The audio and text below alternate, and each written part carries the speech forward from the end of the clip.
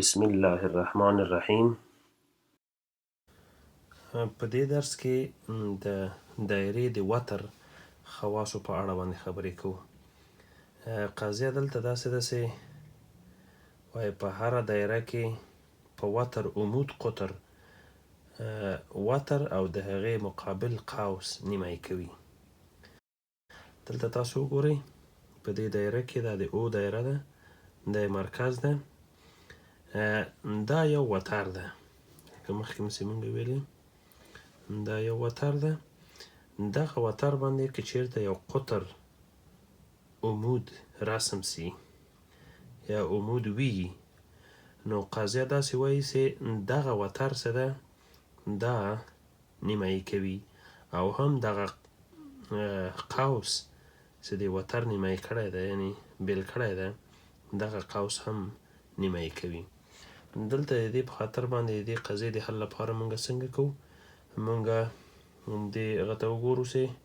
په دې ځای کې که چېرته مونږ وتر په ای بي باندې وښیو له دې ځای نه تر دې ځای پورې د ای بي او قطر چې ده په ډي او ای باندې له دې ځای نه ډي او ای له دې هغه نه تېر شوی دی داسې مرکز نه. دلته د دې د حل لپاره مونږ داسې وایو که چیرته د دې مرکز نه د دایرې او تر دې ځای پورې یو خط کش کو، دا خپله د دایرې یو شعاع ده. دلته هم که چیرته مثلا مونږ په همدې ډول باندې رسم کو، دا هم د مرکز نه د دایرې تر محیطه پورې که یو خط مونږ کش کاږو دا خپله د دایرې یو شعاع کیږي. نو یوه شعاع یې وګوره او ای ده او بله یې او بي ده، ځکه تر دې ځایه پورې دا نقطه بي ده. نو دلته که چیرته مثلا مونږ دا خطونه مستقیم خطونه کش کو، دا هم یو قایمه زاویه مثلث دی، دا هم یو قایمه زاویه مثلث دی چې رایټ هغه ټراینګل او دا هم رایټ ټراینګل دی. نو په دې ځای کې اوس مونږ څه وایو، د دې شکل نه مونږ وایو چې او ای دغه او ای خط چې ده د یو مثلث زوله ده، د دې مثلث زوله او ای دا مساوي کیږي د بل مثلث د او بي سره. دا ولې مساوي ده؟ ځکه دا دواړه شعاوې دي. نو له دې هغه نه مونږ ولیکو چې دا دواړه شعاګانې سره مساوي دي، نو ځکه د ټول د هرې دایرې شعاع په خپل منځ کې سره مساوي دي. بل اوس مثلا داسې په دې باندې مونږ وایو چې دا زاویه قایمه ده. ولې؟ ځکه مونږ خپله د قضیه کې ویلي دي چې دغه قطر دغه وتر چې له مرکز نه تېر شوی دی یو قطر دی او دغه قطر وایي چې په دې باندې عمود دی. نو مونږ خپله عمود رسم کړی چې عمود وي خو 90 درجې زاویه ده، چې 90 درجې زاویه مونږ ووایو، نو په دې ځای کې مونږ وایو چې د H1 دا به یوه زاویه ده، دا بله زاویه ده، دا H1 ده او دا H2. نو H1 زاویه مساوي کیږي د H2 زاویې سره، د زاویې شکل داسې مونږ لیکو. دا دواړه زاویې هم سره مساوي دي.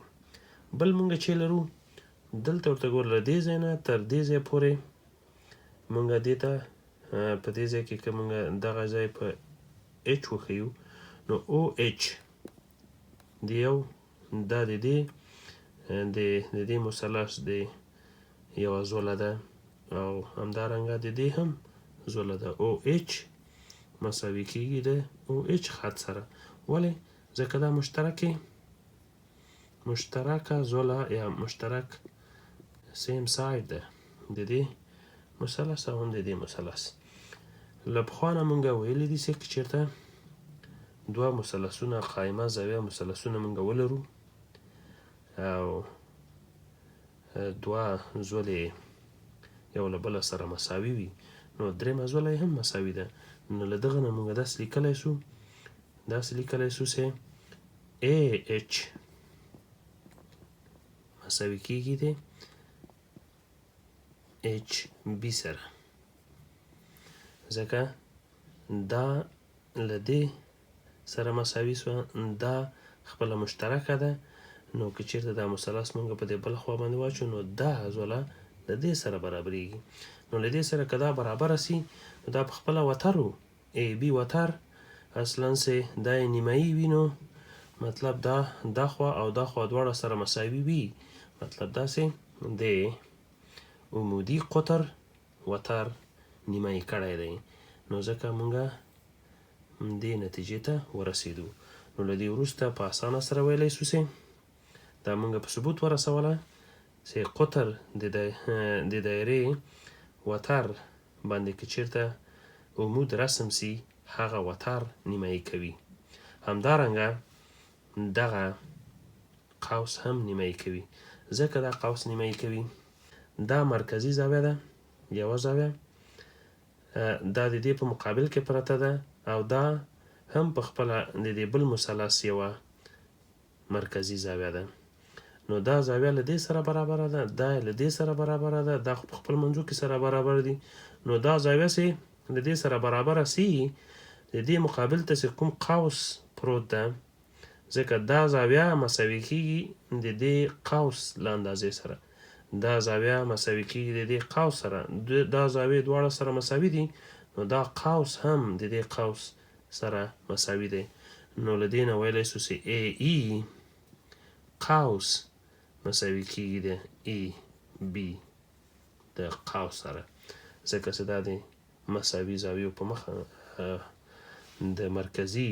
مساوي زاویو تر مخ پراته دي نو اوس ویلی سو چې دغه قطر چې په وتر باندې عمود دی هم وتر نیمایي کوي او هم د هغه مخامخ کوم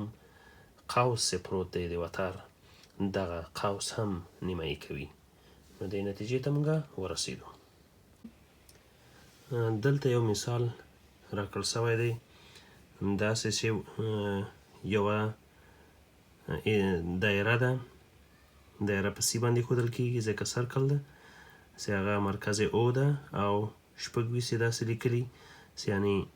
د دې دغه شعاع څه ده ځکه دایره په مرکز او شعاع ښودل کیږي نو دا مرکز ده او شپږ ویستې چې ده د دې شعاع ده نو یوه دایره مونږ لرو د دې شعاع د او دغه شعاع ده له او ای پورې چې ده د دې اندازه شپږ ویست واحده ده شپږ ویست او بلې ویلې چې داسې یو عمود چې هغه په وتر باندې د مرکز څخه داسې یو عمود رسم شوی ده د دغه عمود اندازه لاس ده تاسې وایي پیدا کړئ چې دغه وتر د دې دایرې څو سانتي متره کیږي له پخوانۍ قضیې نه موږ اوس پوهیږو چې که چیرته یو عمود رسمیږي دلته موږ وایو چې دلته اوس موږ وینو چې یو قایمه زاویه مثلث دی دلته دی د فیثاغورس د قضیې څخه یا فیثاګورین تیوري څخه داسې هغه کیږي چې په یو قایمه زاویه مثلث کې او ای د دې قطر مربع مساوي کیږي دا عضله مربع او بیا د دې عضلې مربع سره نو او اچ مربع جمع ای اچ مربع دا عضله مربع او د دې دواړو زورو د مربعاتو له مجموعې نه او ای عبارت دی نو دلته او ای خو مونږ پوهیږو چې دا په خپله همغه څه دی یو شعاع دی نو او ای لکه پخوا له همدې ځای نه مونږ ته راکړل شوی چې شپږ ویست ده نو دلته اوس شپږ ویست مربع مساوي کیږي دی او اچ څو ده او اچ هم راکړی دی او اچ لاس دی نو لاس مربع جمع ای اچ مربع که ای اچ مونږ پیدا کو نو دا خو نیمایي لکه له بلې قضیې نه مونږ زده کړه چې دا نیمایي کیږي دا دواړه به سره یو ځای کړو بیا به مکمل د وتر اندازه به مونږ ته لاسته راکړي شپږ ویستې مونږ په شپږ ویستو کې ضرب کو څو کیږي شپږ په شپږ ویشتو کې کېږي 680 او دې ځای کې که چېرته سره ضرب ورکړو لاس په لاسو کې 100 کېږي جمع AH مربع. له دې ځای نه موږ داسې لیکلی شو چې د دې په خاطر باندې چې اوس 100 دا خواته راولو نو 680 منفي 100 دا به د AH مربع سره مساوي شي. له دې ځای نه له دې نه چې 600 نه 100 لاړ شي نو 500 او 680 پاتې کېږي AH مربع. دا هم په خپله د جذر لاندې نیسو، دا هم له جذر لاندې نیسو. نو که چېرته د 580 جذر 40 کېږي نو AH به مساوي شي دی، ځکه دا به له دې جذر سره لاړ شي نو AH مساوي شو له 40 سره. 40 واحده AH دا برخه شوه. د قضیې نه مونږ ویلې چې دا که چېرته عمود مونږ رسم کړو دغه وتر نیمایي کېږي نو دغه برخه یې هم په خپله HB به هم 40 وي. نو مونږ وایو چې AB مساوي کېږي چې سره AH جمع HB. نو دا هم 40 او دا هم 40 دواړه سره جمع کړو څو کېږي 4 4 8 2 او 2 4. نو زمونږه نو دغه وتر 48 واحده شو، ځکه مونږ ورته واحد وایو چې کېدای شي چې که سانتي متر وي که هر څه وي هماغومره واحده کېږي.